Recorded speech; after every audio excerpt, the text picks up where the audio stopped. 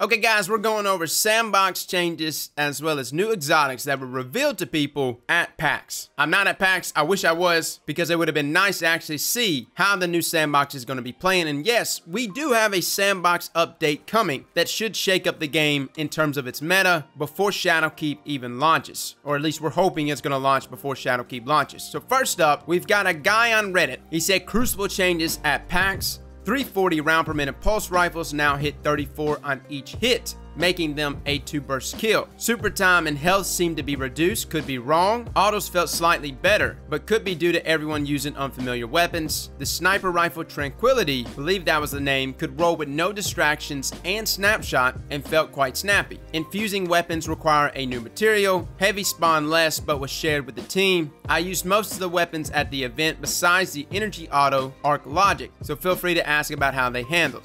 Now, Bletchboy also posted something else afterwards though. He said, I was there today and I tried to play as many major classes as I could, and I tried most of the weapons out besides the energy auto rifle arc logic. The only major weapon changes that he saw was the 340 pulse rifles that did 34 to the head. 110 round per minute hand cannons though remain unchanged. Bottom tree striker was still quite strong. I got to use the super twice and it felt shorter, and it also felt like I was taking more damage. Top tree stormcaller felt unchanged. Top tier as Sentinel had weapons of light. I'm assuming he means top tree Sentinel, but it did not allow snipers to one-hit kill on body shots. Now, I don't really know what sniper he was using, so we can't just go ahead and write off weapons of light. He could have possibly been using a lower impact sniper, which of course would not have been able to actually one-hit kill. But I would assume our higher impact and our aggressive frame snipers should be able to one-hit kill even on body shots with something like weapons of light. Now, he continued that Blade Barrage felt the same, and that Spectral Blades, he used it for an elimination match, and it felt like it was easier to kill. Alright, so the main things to take away from this is obviously the 340 round per minute pulse rifles, aka something like Regic's Claymore or Regic's Broadsword. It originally does 33 per crit. Technically, it already could actively 2-burst at 198 health if you landed all crits, pretty much killing any Guardian non-armor or less. Having it hit 34 per crit is great and all. You'll definitely be able to kill max resilience Guardians, but how often do you come across any Guardian with max armor? I think the thing that I wanted more information on is like, what's the body shot damage of 340s? Has that been increased? Is there some level of forgiveness? If the body shot damage has remained the same, luckily you will be able to still kill most Guardians at 4 armor or less in 5 crits and 1 body. So there is some level of forgiveness, but if they do increase body shot damage by like 1 or 2, again, this is going to dip even further into Guardians rocking higher resilience. Either way it goes, it's a possibility that high impact pulse rifles, specifically Regic's Broadsword, could be pretty nasty. I mean, technically they have one of the best default time to kills in the game at 0.67 seconds. I've actually been using Broadsword a bunch because honestly, I think it's one of the best pinnacle weapons in the game in terms of what a pinnacle weapon is supposed to be. We'll probably do a review on it leading up into Shadowkeep as well as once the Sandbox Changes go live. But be looking for 340 round per minute pulse rifles and specifically Regic's possibly being meta next season. Okay, moving away from Sandbox Changes because that's pretty much all the information we got. You know, the things about the supers and how some of them felt like they were taking more damage. We know that Luke Smith has already stated that damage resistance overall for supers are going to be dialed back at least a little bit, enough to allow people to team shot, and maybe there'll be some playmaking potential when it comes to like 1v1 shutting down supers. But again, all these things are very subjective. We don't have values for any of these things and will not be able to test any of this until the Sandbox is live. So moving on to the exotics that we saw, all of these were snuck to us. I don't even know if they were snuck to us. People took pictures at PAX though, so shout out to all of these gentlemen that happened to snag pictures, and we're just gonna go down the list in no specific order. So first up, we have Deathbringer. This is a rocket launcher. A lot of people have associated this rocket launcher with Gjallarhorn as being like the void version of it.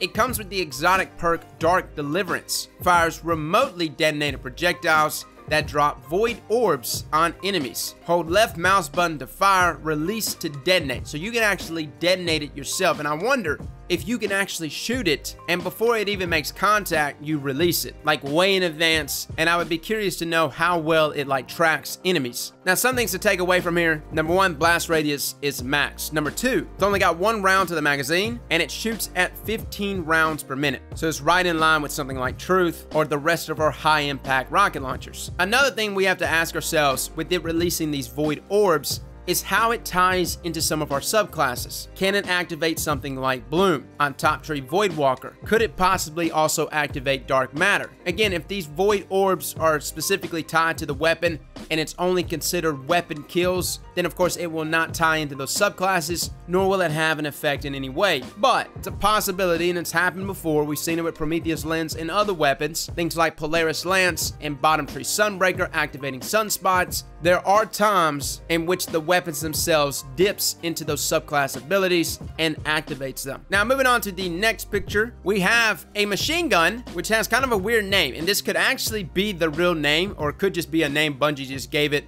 for that specific build that people were playing with. But if it is the actual name, kind of dope, man. Just got some dollar signs on the end of it. Now, this weapon is a 120 round per minute machine gun, and it comes with the exotic perk Pyrotoxin Rounds. Fires high-powered explosive ammunition. And as you see, that it also comes with like full bore, high cal, rangefinder. Look at the range stat and impact of this thing though. Combine that with something like rangefinder, this machine gun is going to map. Now, being a 120 round per minute machine gun, it's completely new. We don't have any other 120s. Thunderlord's a 450, 21% Delirium is a 900. We've got like Bane of Sorrow, which are 360s. 120, especially for a machine gun, is extremely slow, which is why this thing is such high impact. It's probably just gonna just take knees out, man, one at a time, just one shot at people. Now, I have heard that supposedly the machine gun fires like a linear fusion rifle. We've got a screenshot from someone, I guess they posted this to Reddit, but I don't have a name of them. They said, I'm currently at PAX West right now, and I have experienced the Bug LMG, which is the one we just looked at.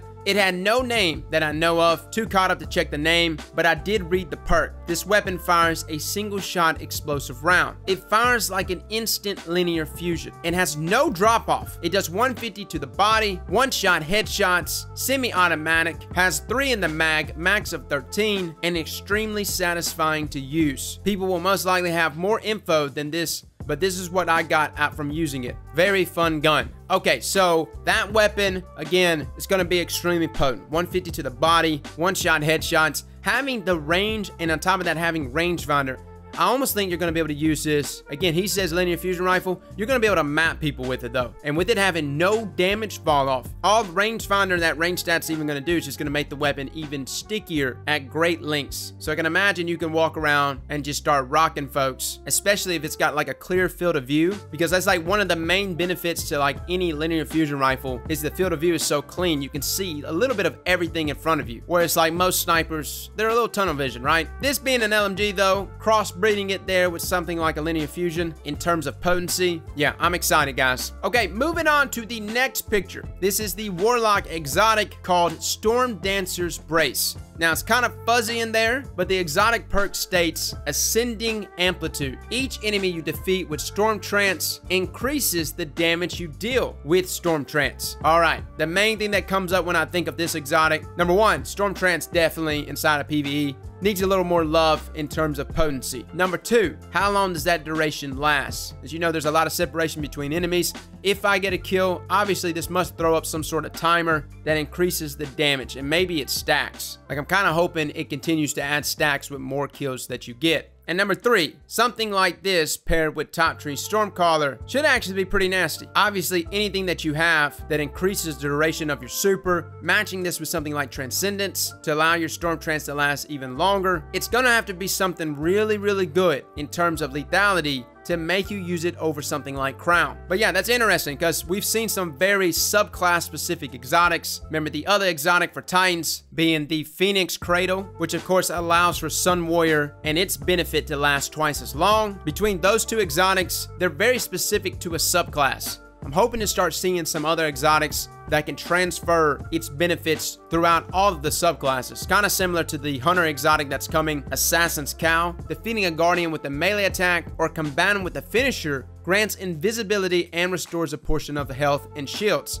Now notice that there's nothing specific here to a class, so I'm assuming Vanishing Execution can be utilized on any class, right? As long as it's Hunter, any subclass can take advantage of this. Obviously though, you would want to put this exotic though on classes that maybe they either take advantage of more melee damage or maybe take advantage of invisibility a little more. But you see what I'm saying? It's not tying it to a specific subclass, which I like. It kind of just gives us a little more freedom to make various different builds. Now, moving on, we also got to look at the Trace Rifle Divinity. It comes with the exotic perk Judgment. Sustained damage with this weapon envelopes the target in a field that weakens and disrupts them. Now, someone actually got a screenshot of what's inside of the weapon itself and its trait Penance. Targets under the effect of Judgment long enough are struck with a burst of damage. So obviously this Trace Rifle, yes, it opens up a crit to allow your fire team to do more damage, but simultaneously it looks like it's going to allow you to do pretty decent damage, or at least depending on how much that burst damage is actually going to be. Now some people are saying that this is the raid exotic. I don't know. I can't confirm that. That's just kind of what's been going around right now, which actually takes us to the next part of this video, the raid armor. So currently right now, people are saying that this is the upcoming raid armor, which is like a reskin version of what, Seasons 2 or the Curse of Osiris armor. Obviously there's some resemblance here that is angering a lot of people because most people want to see raid armor that looks completely different than any other previous armor. Now I know we're going to go fight Vex again, so like maybe thematically they want to stay with this type of armor, but the resemblance there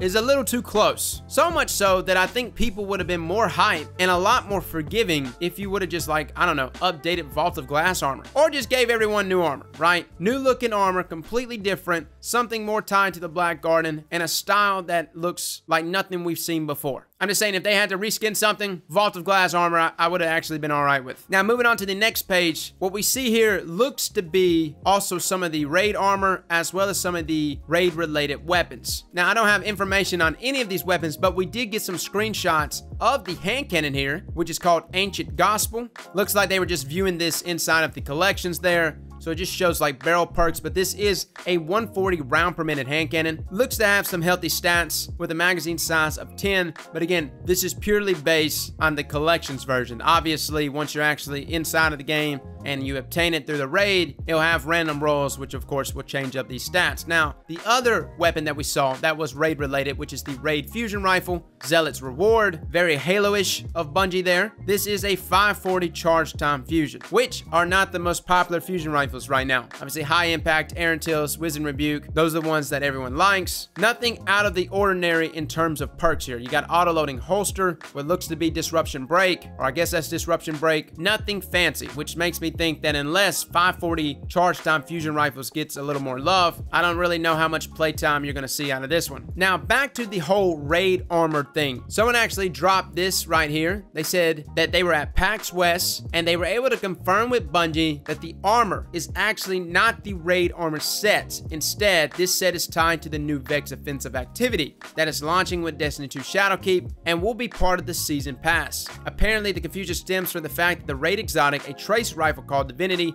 drops first as a legendary version from Vex offensive, and then players turn it exotic by completing raid challenges. So it's in the same collection as Vex offensive loot and not the Garden of Salvation raid loot. So people are saying that this is false, considering that DMG himself actually came on to Reddit and stated, hey y'all, seeing some misinformation spreading, so wanted to take a moment to confirm that that is the raid armor. We're currently out of the office and at PAX West. Once we're back in the office, we'll have more details on what's coming. So DMG just confirmed that that's the raid armor. Just throwing that out there that that post that's been circulating is incorrect. Other than that, guys, we also have some new titles coming to us. We've got the Undying title, Harbinger title, and Enlighten. Of course, I don't have any access to what's inside of them or what's to even be completed, but one's related to the season of Undying, one's related to Shadowkeep itself, and the other related to Garden of Salvation, which is the raid. So boys and girls, that's pretty much it. I've got no other information. Somebody did ask last week if this was the raid armor as well? No, I don't believe so, guys. I believe this armor set is purely related to Eververse, because notice that all of the weapons here are the new exotics that are coming. LMG on the right, the sniper hand cannon in the middle, and the heavy bow on the left. And they all have ornaments. So I'm assuming this is just showcasing some of the Eververse armor, which happened to look dope. I know we didn't touch up on every exotic that's been revealed. The main thing to take away from this, guys, I just wanted to show what was screenshot this past weekend. Things have been kind of like trickling in. I think as we get closer to Shadowkeep, when we wrap up the last bit of information, we'll probably do a video where we go over every leaked item. And of course, I'll throw a big spoiler there on the thumbnail or in the title for those that want to avoid it. As far as sandbox changes go, hopefully in the next week or so, we'll get an idea of what we're going to be looking at next season. Knowing that 110 round per minute hand cannons, though, have not changed, kind of a bummer. I'm curious to know if things like sidearms are going to get a buff, or SMGs possibly getting a buff in some way in terms of forgiveness. We do know that Sunshot is getting a magazine buff. Again, though, I'm greedy. I would actually like if Sunshot maybe got a little more love. Maybe something else. Maybe you could take the power of 11 shots and combine it into one! And it's one shot power of the sun. I know, we're getting a little too carried away. But fellas and ladies, hey, thank you all for coming and watching. Have a great Sunday, and as always, slap that like button like your mama told you right.